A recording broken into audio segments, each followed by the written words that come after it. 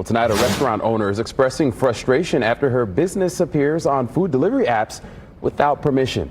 It is impacting not only her, but you if you try to order food from that restaurant. News 8's Kyla Russell spoke to the owner about the confusion it's causing. Those third-party delivery workers walk into the doors and up to this counter. They're often asking for an order the restaurant hasn't even heard about. Well, the first time that happened, we have no idea what they're doing this for.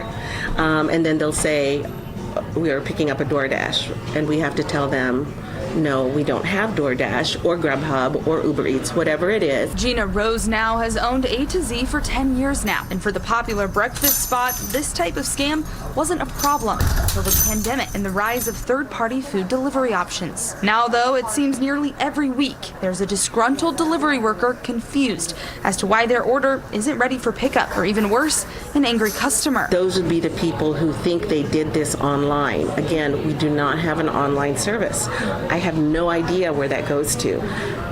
I have no idea how they paid for it, if they paid for it, or if it says to pay here at the restaurant. And when Gina has to break the news of the scam to the customer, they're often left with few options. The most recent one had ordered for 7 people.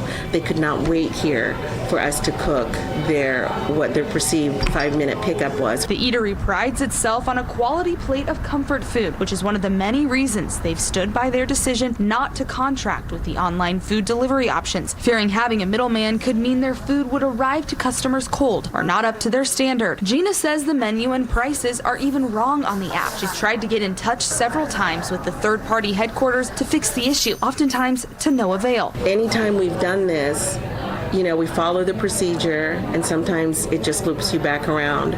I just want a real person. Give me a real person, cease and desist, and that's that. I reached out to each of the third-party delivery options, but only got a response from DoorDash. They said DoorDash has no tolerance for fraud. We're committed to providing a safe, reliable, and high-quality service for merchants and continually monitor our platform to prevent, detect, and take action against fraudulent behavior. We will be reaching out to A to Z Cafe in Indianapolis to further understand their situation and assist in reaching a resolution. If any restaurant believes that an account was created without their consent, we strongly encourage them to reach out to DoorDash support immediately. And if you do want to carry out here at A to Z, make sure you call ahead, old school. Pick up your order, and they'll even bring it to you curbside. Reporting here in Indianapolis, I'm Kyla Russell for Wish TV.